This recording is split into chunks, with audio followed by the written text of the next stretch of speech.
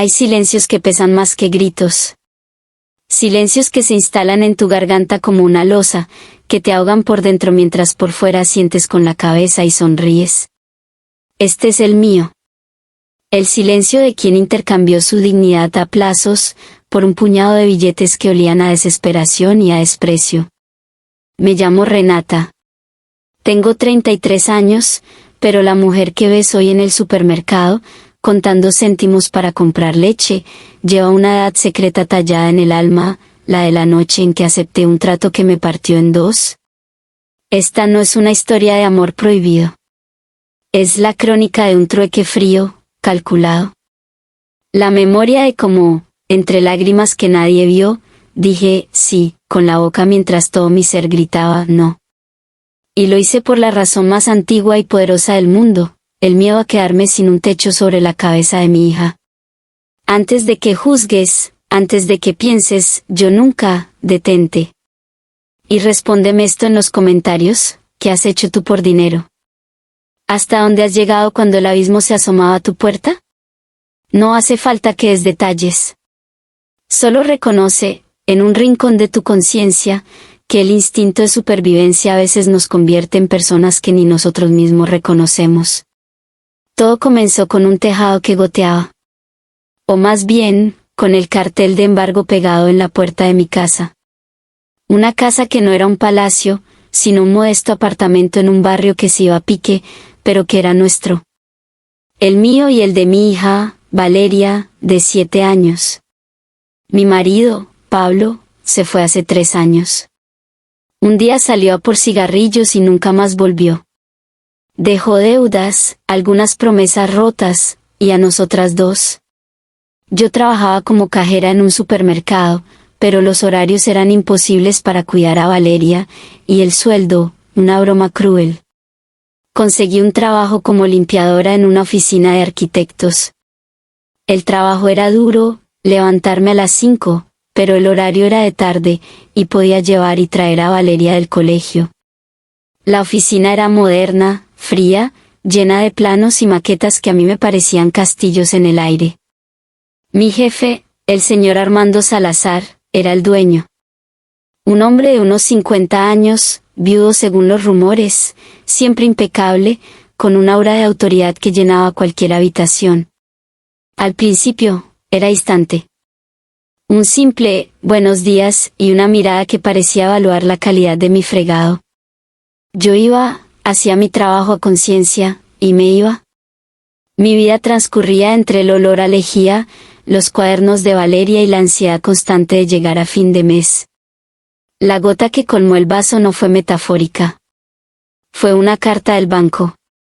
La hipoteca, atrasada meses. El embargo inminente.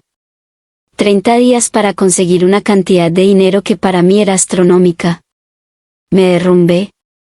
Lloré en el cuarto de la limpieza, ahogando los sollozos en un trapo para que nadie me oyera. Pero él me oyó. El señor Salazar entró a buscar unas llaves y me encontró allí, hundida. Renata, ¿qué pasa? Su voz no era amable, pero tampoco dura. Era, inquisitiva. Como si un problema en su entorno fuera una irregularidad que debía corregirse. Yo, rota de miedo, se lo conté. Se lo solté todo, la deuda, el embargo, mi hija, la posibilidad de vivir en un albergue. Él escuchó, apoyado en la puerta, sin mover un músculo. Cuando terminé, hizo un ruido con la lengua. Una situación muy complicada. Eso fue todo. Al día siguiente, me llamó a su despacho. Era una habitación enorme, con vistas a la ciudad, una mesa de cristal y el olor a café caro. Siéntate. Me senté, con las manos sudorosas sobre mi uniforme de limpieza, sintiéndome fuera de lugar. He pensado en tu problema, comenzó, jugueteando con un caro bolígrafo de plata. Eres una empleada responsable, callada. No me gusta ver que problemas externos afecten el rendimiento de mi equipo. No lo harán, señor Salazar, le prometo. Él alzó una mano, cortándome. Te voy a prestar el dinero. La cantidad exacta para saldar tu deuda con el banco. El aire desapareció de mis pulmones. No, no puedo aceptar eso. Es mucho. Y yo no podría. Podrías, dijo, con una calma aterradora. Te descontaré una parte razonable de tu sueldo cada mes. Sin intereses. Un gesto entre colegas. Colegas. La palabra sonó falsa, hueca. Yo no era su colega. Era la mujer que le limpiaba el suelo. Pero la oferta brillaba frente a mí como un milagro. Mi hija con un techo. La estabilidad. Un respiro. ¿Y a cambio? Pregunté, porque en mi corta vida ya había aprendido que nada es gratis. Él sonrió. Era una sonrisa que no llegaba a sus ojos, grises y penetrantes. A cambio de tu discreción absoluta. Y de tu gratitud. Se lo agradeceré toda la vida, dije, con fervor. Lo sé, asintió. Y la gratitud debe demostrarse, Renata. No con palabras. Se levantó y se acercó a la ventana, de espaldas a mí. Soy un hombre solo. Mi vida es este trabajo. A veces, la soledad es muy grande. Un escalofrío recorrió mi columna. No entiendo. Se volvió. Su mirada era ahora directa, desprovista de cualquier pretensión de paternalismo. Te lo diré claro. Te presto el dinero. Tú me lo devuelves con descuentos. Y además, vendrás a mi casa 2 noches a la semana. A hacerme compañía. A aliviar esta soledad. Las palabras flotaron en el aire, nítidas y venenosas. Compañía, musité, ya sabiendo la respuesta, queriendo que no fuera cierta. Sí, Renata. Compañía de mujer. La compañía que un hombre espera de una mujer en la intimidad. Durante 3 meses. 12 semanas. 24 visitas. Al término, si todo ha ido bien, consideraremos la deuda saldada. Además de tu sueldo, por supuesto. Me levanté, tambaleándome. Eso es un trato, concluyó él, con voz fría. Tú tienes una necesidad imperiosa. Yo tengo un deseo. Es un intercambio. Nadie te fuerza. Puedes decir que no, y salir por esa puerta. Y enfrentarte a tu embargo, a la calle, a la mirada de tu hija cuando no tenga donde dormir. Usó mis peores miedos como martillos. Los nombró uno a uno, golpeando con cada palabra mi ya debilitada resistencia. ¿O prefieres pasar unas horas a la semana conmigo, a cambio de la seguridad de tu hija? Piensa, Renata. No es tan terrible. Seré discreto. Nadie lo sabrá. Tu vida exterior seguirá igual. Incluso mejor. El mundo se redujo a 2 imágenes, la cara de Valeria durmiendo en su cama, en nuestra cama. Y la de ella, perdida, asustada, en un albergue. La balanza era monstruosamente desigual. Mi dignidad, mi cuerpo, mi paz, pesaban menos que 1 gramo frente al terror de ver a mi hija sin hogar. Las lágrimas rodaron por mis mejillas, calientes y amargas. Él no se inmutó. Esperaba. Sabía que había ganado. ¿Qué noches? Logré articular, con una voz que no reconocía como mía. Una sonrisa de triunfo, sutil pero real, asomó a sus labios. Martes y jueves. Después de tu turno. Vendrás aquí, te daré la dirección. Nada de teléfonos, nada de mensajes. Eres puntual, lo sé. Esa cualidad me gusta. Asentí, sin poder hablar más. Bien. Mañana te daré el cheque. Y mañana, después del trabajo, será nuestra primera cita. Salí de su despacho. Caminé hasta el cuarto de limpieza, me encerré y vomité. Me lavé la cara con agua fría, mirándome al espejo. ¿Quién era esa mujer que acababa de venderse? ¿La madre protectora? ¿O la cobarde? No lo sabía. Solo sabía que al día siguiente, después de limpiar sus oficinas, tendría que ir a su cama. El cheque, al depositarse, salvaría nuestra casa. Pero el precio ya estaba siendo tallado en mi alma. Esa noche, abracé a Valeria más fuerte que nunca. Ella dormía, ajena a la transacción que su madre había firmado. Por ti, susurré en su olor a champú de niña. Todo por ti. Si en este momento sientes un nudo en la garganta, si esta elección imposible te parece familiar en su desesperación, cuéntame en los comentarios, ¿qué es lo máximo que has callado por necesidad? No tienes que decirlo, pero reconócelo ante ti mismo. A veces, el primer paso para sanar una herida es admitir que existe. Mañana llegaría. Y con él, el primer pago de mi deuda de silencio. El martes llegó con la lentitud de un verdugo. Cada hora que pasaba en el trabajo era un martillazo en mi conciencia. Limpiaba los mismos cristales una y otra vez, frotaba el suelo con una furia muda, intentando agotar mi cuerpo para que la noche no encontrara nada más que cansancio. El señor Salazar pasó por mi lado un par de veces, sin mirarme, como si fuéramos extraños. Esa normalidad fingida era aún más humillante. A las 7 en punto, terminé mi turno. Me cambié en el baño de empleadas, no en mi uniforme, sino en el mismo vestido sencillo con el que había llegado por la mañana. Me miré en el espejo. Pálida, con ojeras, los ojos como dos pozos de miedo. Respiré hondo. Por Valeria, me dije. Pero las palabras ya no sonaban a mantra heroico, sino a un conjuro desesperado para no desmoronarme allí mismo. Subí al piso de dirección. Su secretaria ya se había ido. La puerta de su despacho estaba entreabierta. Empujé. Él estaba sentado detrás de su escritorio, terminando una llamada. Sí, mañana lo tenemos. Bien. Colgó y me miró. Puntual. Bien. Se levantó, cogió una chaqueta fina de un perchero. Vamos. Mi coche está abajo. Bajamos en el ascensor en silencio. El aire olía a su colonia, una fragancia amaderada y cara que desde entonces asociaré siempre con el pánico. El coche era un sedán oscuro, impecable. Me senté en el asiento del copiloto, mirando por la ventana mientras la ciudad, familiar de día, se transformaba en un laberinto de luces ajenas. No hablamos. Él conducía con concentración, como si llevara un paquete, no a una persona. Llegamos a un edificio moderno, de líneas limpias, en una zona cara de la ciudad. Un portero uniformado asintió con respeto al señor Salazar. Buenas noches, señor. Subimos en un ascensor que ascendía en un silencio absoluto.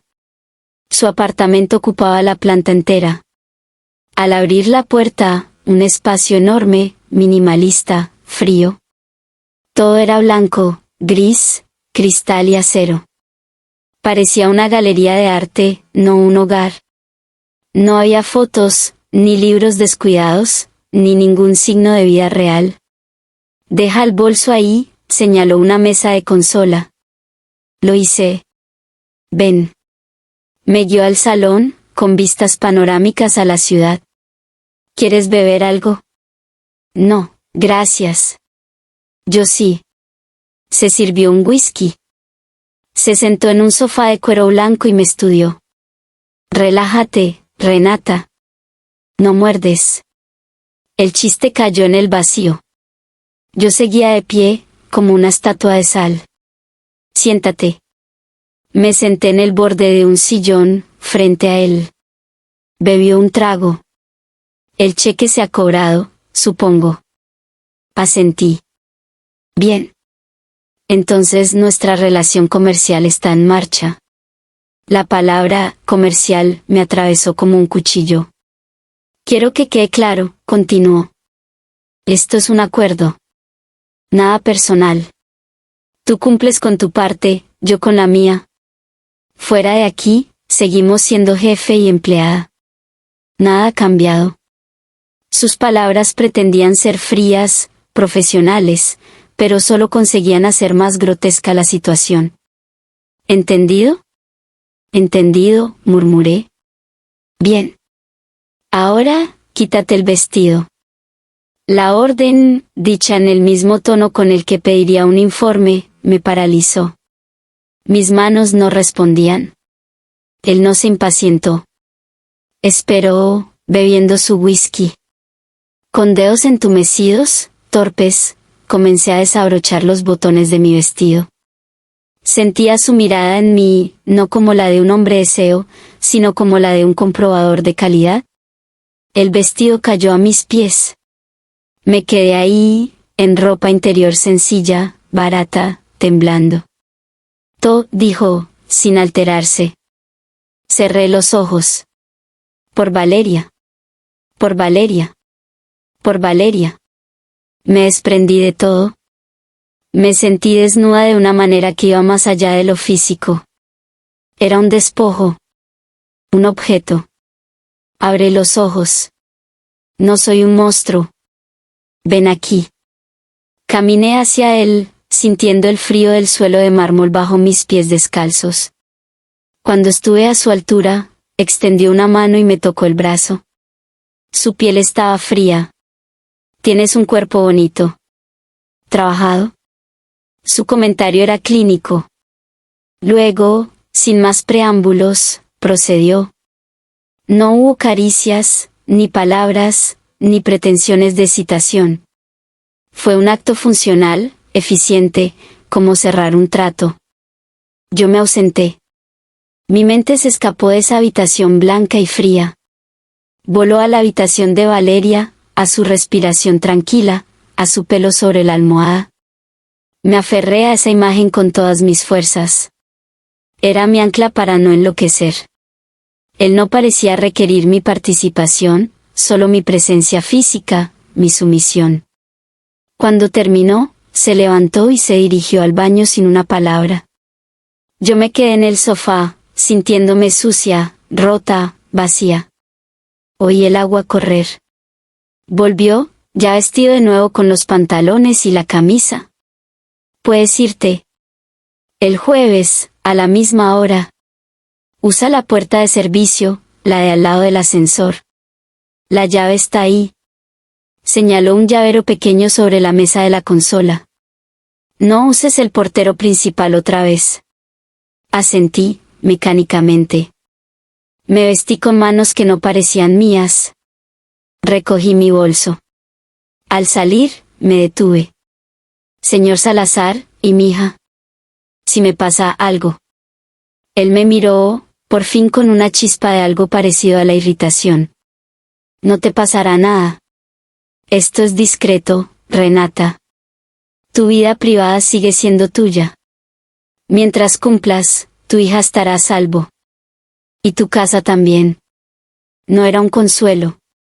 Era una confirmación de que mi bienestar estaba atado a mi obediencia. Salí. Tomé la llave, usé la puerta discreta, bajé por un ascensor más pequeño que olía a limpieza. En la calle, el aire de la noche me golpeó. Respiré hondo, como si saliera de una cueva. Caminé rápido, luego corrí hasta una parada de autobús. En el bus, vacío a esa hora, rompí a llorar en silencio, mirando mi reflejo empañado en la ventana. Había cruzado un umbral del que no había vuelta atrás. Los días se convirtieron en una extraña dualidad. De día, era Renata la limpiadora, la madre atenta que preparaba la merienda, ayudaba con los deberes, inventaba cuentos para dormir. Sonreía a Valeria, pero la sonrisa me dolía en la cara como una máscara demasiado ajustada. Ella, inocente, a veces me preguntaba, «Mamá, ¿estás cansada?» «Sí, cariño, un poco». Y la abrazaba, sintiendo que mi abrazo estaba manchado. De noche, 2 veces por semana, me transformaba en otra. A veces, él hablaba después, siempre de cosas banales. Del trabajo, del tiempo, como si fuéramos 2 conocidos que hubieran cenado juntos. La desconexión era surrealista. Yo apenas respondía. Mi estrategia era el silencio, la inmovilidad interior. Me convertí en experta en disociarme, en viajar con la mente a cualquier lugar que no fuera aquel. Pero el cuerpo guarda memoria. Empecé a tener insomnio. A despertarme sobresaltada, con la sensación de manos frías sobre mi piel. Perdí el apetito. En el trabajo, a veces me quedaba congelada, mirando un punto fijo, hasta que el sonido de un teléfono me devolvía a la realidad. El señor Salazar, en la oficina, seguía con su indiferencia calculada. Renata, el despacho de la esquina necesita un repaso, o fíjate en el baño de señores, parece que hubo un derrame. Nada en su tono delataba lo que ocurría 2 noches a la semana. Era como si tuviera un interruptor para apagar su humanidad, si es que alguna vez la tuvo. Una tarde, un jueves particularmente gris, Valeria llegó del colegio con fiebre. Tenía los ojos brillantes, las mejillas enrojecidas. El pánico me agarró. Era mi noche. La noche de la cita. No podía dejar a mi hija enferma sola. Pero faltar. ¿Qué pasaría? ¿Rompería el trato? ¿Me exigiría una noche extra? ¿O algo peor? Con el corazón encogido, llamé al único número que tenía para el de la oficina, rezando para que no contestara. Contestó. Diga. Señor Salazar, soy Renata. Lo siento, esta noche no puedo, mi hija está enferma, tiene fiebre, no puedo dejarla sola. Hubo un silencio al otro lado, tan denso que podía oír mi propia sangre latiendo en los oídos. ¿Es grave? No lo sé, es fiebre, pero... Ve al médico si es necesario. Pero nuestra cita es importante, Renata. Un acuerdo es un acuerdo. Es mi hija, dije, con un hilo de desesperación en la voz. Y su casa es su casa, replicó él, con esa lógica implacable y retorcida. Mira, haz lo que tengas que hacer. Pero mañana, en lugar de limpiar el almacén a primera hora, vendrás a mi despacho. Para compensar el tiempo perdido. Colgó. Me quedé temblando con el teléfono en la mano. No había sido un no rotundo. Había sido un aplazamiento, con un precio añadido, una humillación en el lugar de trabajo. Aliviada por no tener que salir, pero aterrada por lo que, compensar el tiempo perdido, pudiera significar a plena luz del día en su despacho, me dediqué a cuidar a Valeria. Le di medicación, le puse paños fríos, la arrullé. Sus pequeñas manos ardientes se aferraban a las mías. No te vayas, mamá. No, mi vida, no me voy a ir.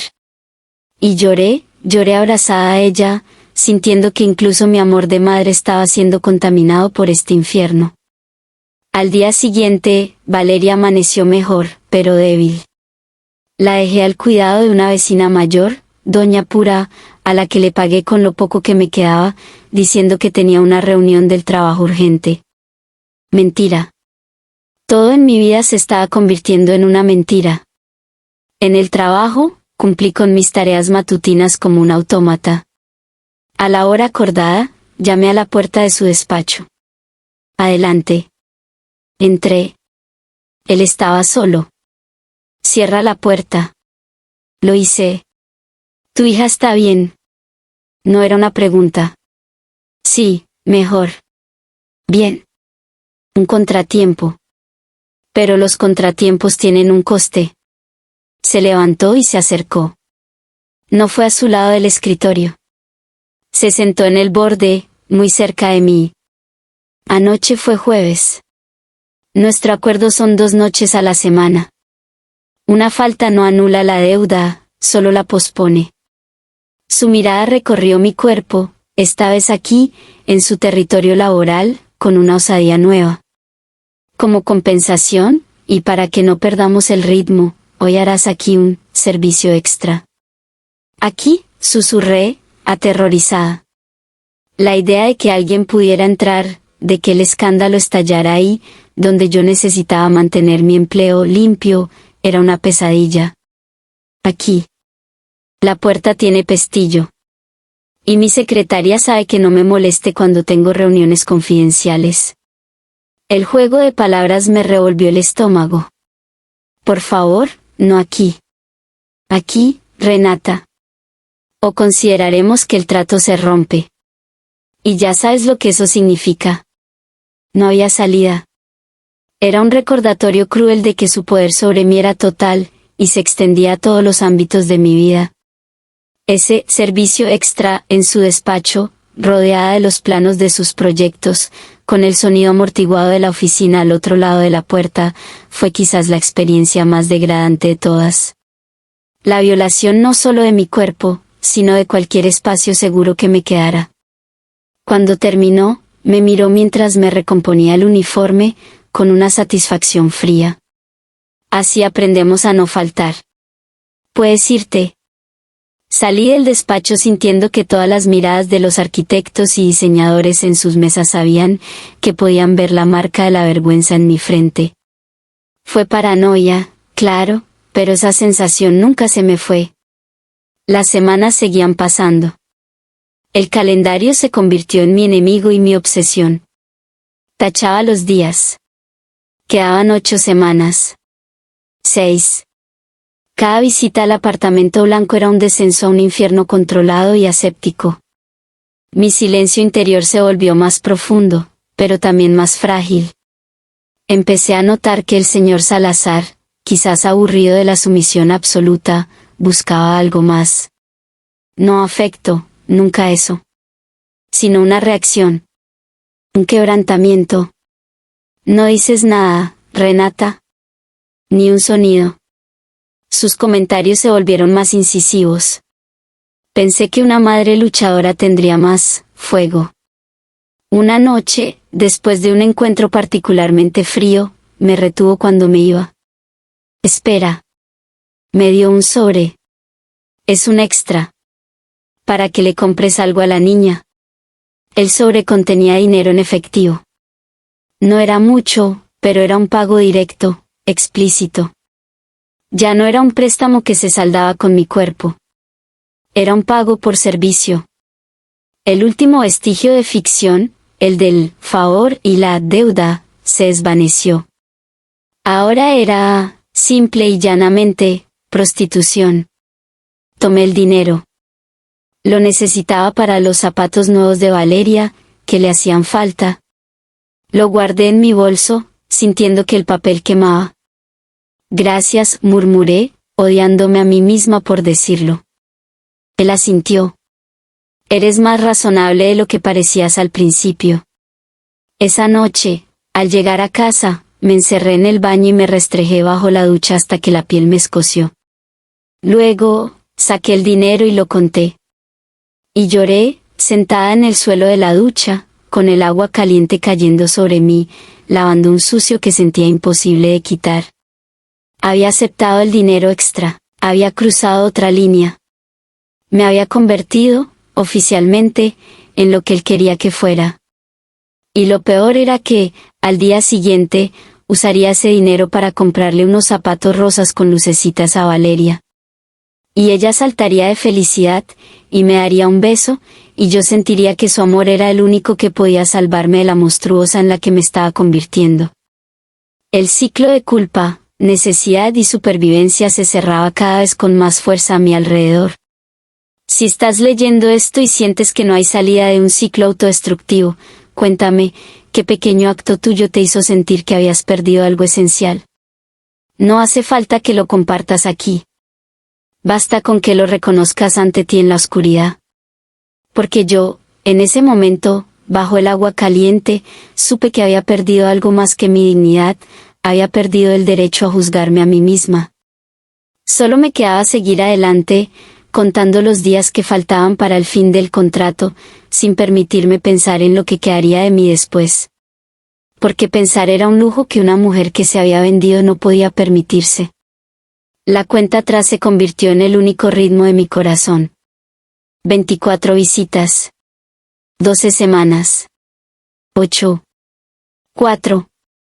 Los tachones en el calendario escondido en mi cajón de la cocina eran muescas en mi propia carne, marcas de un cautiverio con fecha de caducidad.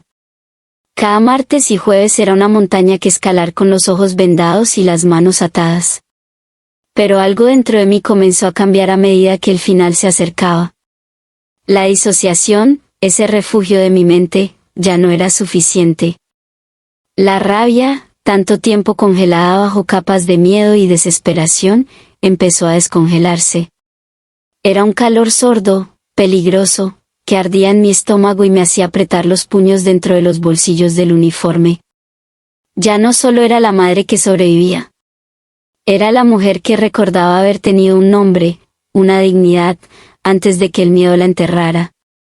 Y cada mirada fría del señor Salazar, cada orden disfrazada de sugerencia, cada uno de sus silencios calculados, echaba leña a ese fuego nuevo. Pero aún no podía estallar. El final estaba tan cerca que arriesgarlo todo por un arrebato de orgullo hubiera sido una traición a todos los martes y jueves que ya había soportado. Así que alimenté la rabia en secreto, la convertí en una determinación fría y clara: el día que se cumpliera el plazo, nunca más. Nunca más volvería a cruzar esa puerta. Nunca más sería su posesión silenciosa. La deuda se saldaría, y con ella, cualquier derecho que él creyera tener sobre mí. La última semana llegó con una extraña calma, como la quietud antes de un tsunami. El martes, la penúltima visita, fue particularmente sombría. Él parecía distraído, preocupado por algún asunto de negocios. Su desprecio habitual se mezclaba con una irritación contenida. Me trató con aún más brusquedad, como si el objeto que había alquilado por tiempo limitado ya no le interesara, pero quisiera sacar el último provecho. Cuando terminó, en lugar de despedirme de inmediato, me retuvo. «Mañana es el último jueves», dijo, sin mirarme, arreglándose la manga de la camisa. «Sí», confirmé, manteniendo la voz neutra. «Se ha cumplido el plazo». Él asintió, pensativo. «Ha sido cumplidora. Más de lo que esperaba». No supe si era un cumplido o una observación clínica. «El préstamo, entonces, queda saldado», insistí, necesitando oírlo, necesitando que la transacción quedara oficialmente cerrada. «El préstamo, sí», dijo, y luego hizo una pausa que me heló la sangre.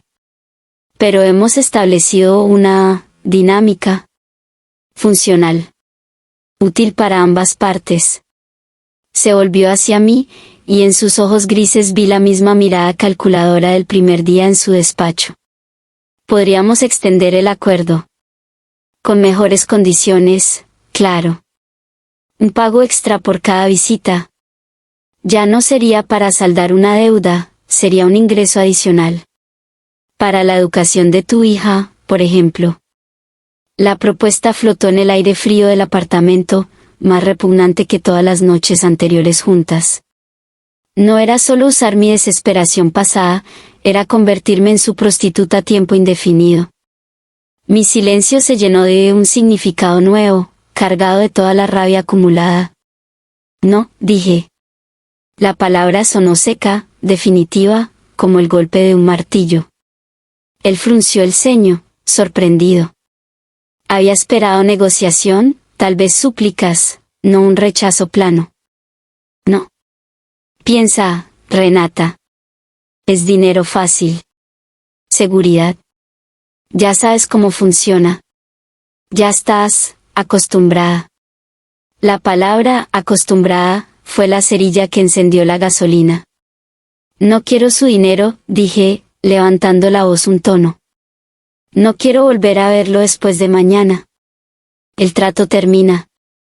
Punto». Su expresión se endureció. El hombre de negocios que no aceptaba un no por respuesta salió a la superficie. «Eres muy ingenua si crees que esto termina con un apretón de manos. Tú sabes demasiado de mí. Yo sé demasiado de ti. Nuestras vidas están entrelazadas». Era una amenaza velada. «Mi vida es mía», repliqué, agarrándome a mi bolso como a un escudo. «Y mañana será la última vez que entre aquí». Sin esperar su respuesta, di media vuelta y salí. No corrí. Caminé con una firmeza que no sentía, pero que quería proyectar. Sentí su mirada clavada en mi espalda hasta que la puerta se cerró. El jueves, el día 24, amaneció con un sol pálido y engañoso. Todo mi cuerpo era un nudo de tensiones contradictorias. Alivio, terror, rabia, un atisbo de esperanza. Era el último día. Tenía que ser fuerte. Tenía que salir de allí con la cabeza alta, aunque fuera por primera y última vez. Fui al trabajo como siempre. Él no me dirigió la palabra. La tensión entre nosotros era palpable, una corriente subterránea que solo nosotros podíamos sentir. Terminé mi turno. Me cambié. Subí. Esta vez, cuando entré en el apartamento, noté una diferencia. Había una botella de champán en hielo sobre la mesa de centro. 2 copas. Una celebración, dijo él, con una sonrisa que no llegaba a los ojos. Por el cumplimiento exitoso de nuestro contrato. Sospeché al instante. No era una celebración, era una trampa. Una forma de suavizar el terreno para una nueva propuesta, para un chantaje emocional. No bebo champán, dije, quedándome de pie cerca de la puerta. Vamos, Renata. Un brindis. ¿Por los negocios concluidos? Su tono era persuasivo, casi amable, y eso lo hacía más peligroso. Me acerqué lentamente, me senté en el borde del sillón. Él sirvió las 2 copas y me alcanzó una. La tomé, pero no bebí. Por el fin de una tapa, dijo, alzando la suya. Yo limité a llevar la copa a los labios sin probarla. Ahora, sobre el futuro, comenzó, dejando su copa. He reflexionado sobre tu negativa. La respeto, pero creo que es un error. Por eso te ofrezco algo mejor. Un puesto fijo aquí, conmigo. Serías mi asistente personal, con un sueldo triple al que ganas ahora. Tus horas, flexibles para estar con tu hija. Y, por supuesto, seguiríamos con nuestras reuniones privadas, pero ya no como un pago de deuda, sino como un beneficio adicional del puesto. Pintaba un cuadro de seguridad absoluta, de ascenso social, todo manchado por la misma condición repulsiva. ¿Era la jaula dorada definitiva?